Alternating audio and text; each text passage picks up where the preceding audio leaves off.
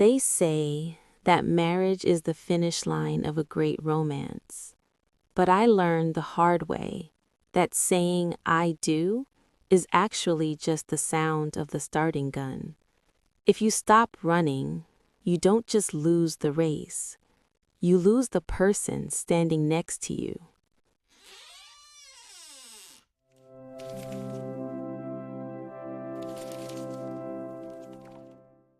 My name is Yelena. At 26 years old, I was working inside a big marketing company. My whole world moved around one man. His name was Calum. He was 35. He owned the company. To everyone else, Calum was like a machine, a man who never stopped working, a man who never smiled. People whispered about him. They said he had forgotten how to be happy. They said success had buried his heart. I was his secretary. That job often made me feel like a ghost in a loud room. For 6 months, I watched him from the side. My nerves were always tight. But deep inside, I carried a quiet love for my work. And more dangerously, for the man who barely knew I was alive. He would walk past my desk every day. His eyes always looked far ahead. He never once looked my way. Then came a Friday afternoon. That afternoon changed everything. The office was empty. Only the soft sounds of the air conditioning remained.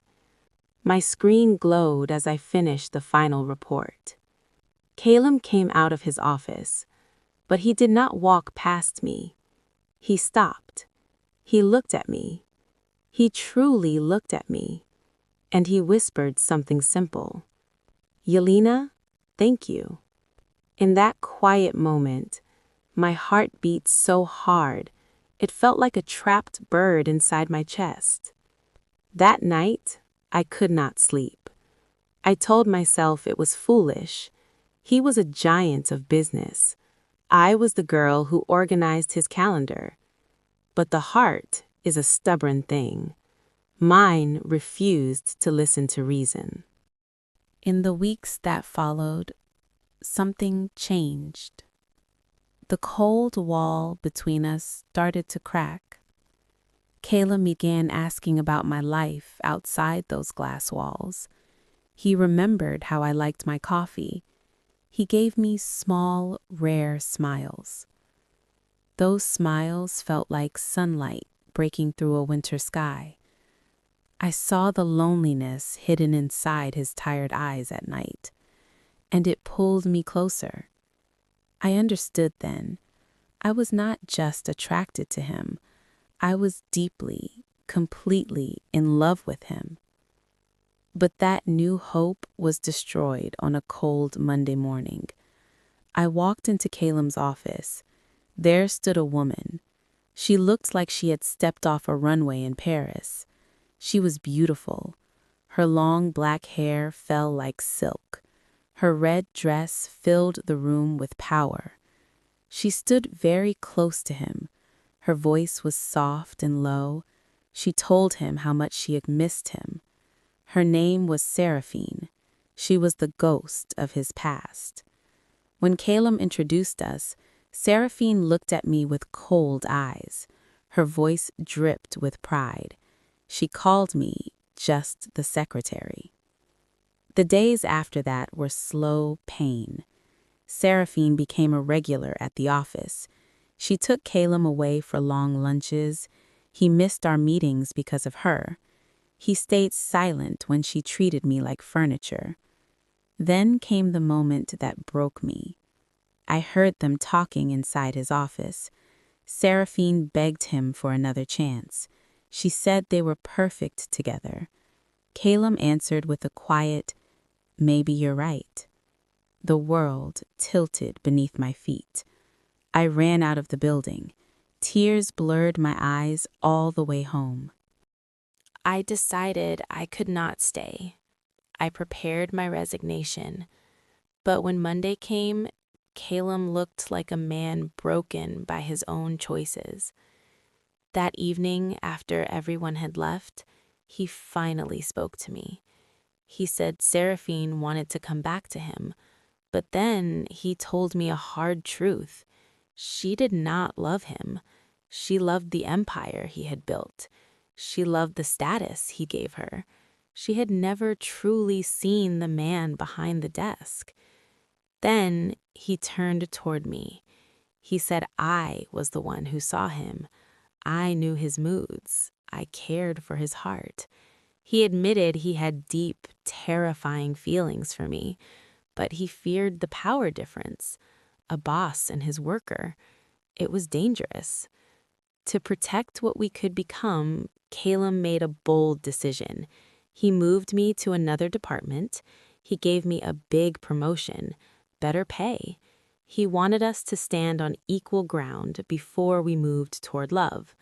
I accepted, and for the first time, we began dating as equals. 8 months later, he was down on one knee. 1 year after that, I became his wife. I was 28 years old. Going from employee to wife brought new problems. The office gossips talked about me. They painted me as a clever woman who played her cards well. They did not understand our bond. Caleb was a dream, loyal, kind, steady. But as months became years, a quiet comfort settled over our home.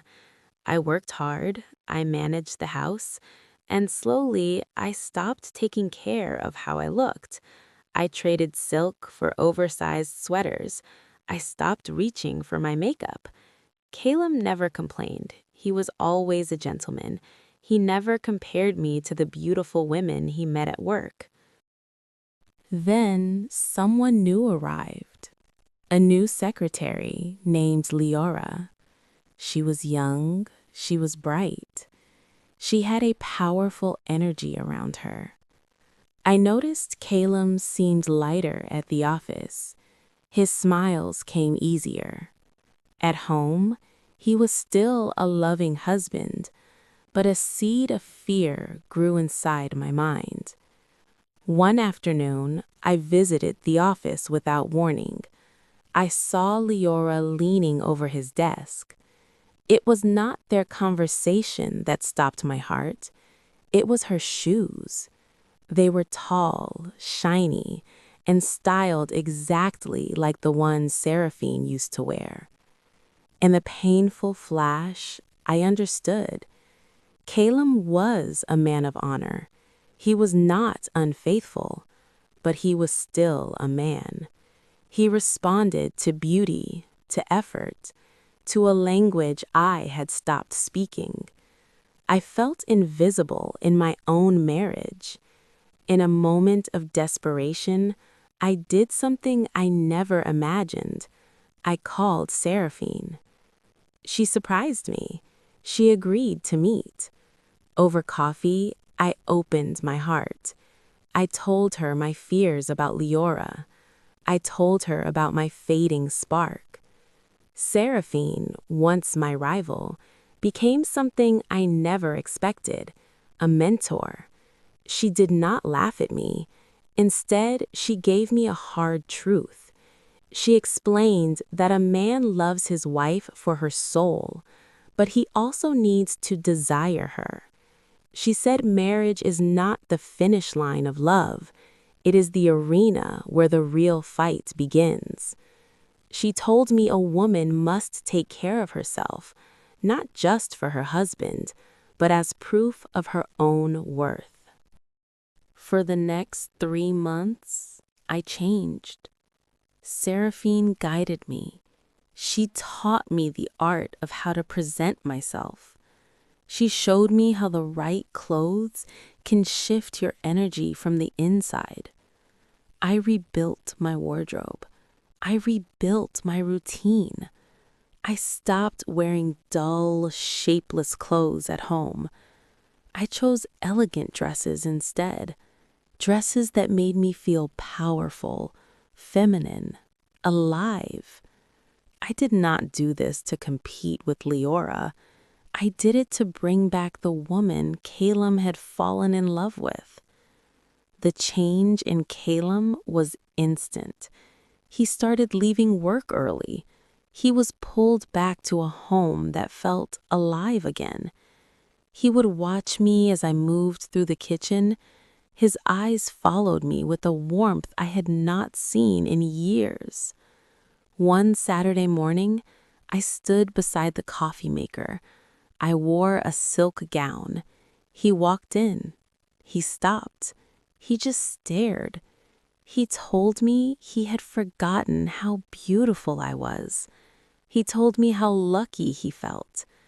As he held me close, I understood something important. He had never stopped loving me, but I had stopped showing up for us. My heart had warned me before the fire could start. I learned something deep that day. Beauty is not about vanity. It is about the effort we give to the things we treasure. Marriage needs a never-ending chase.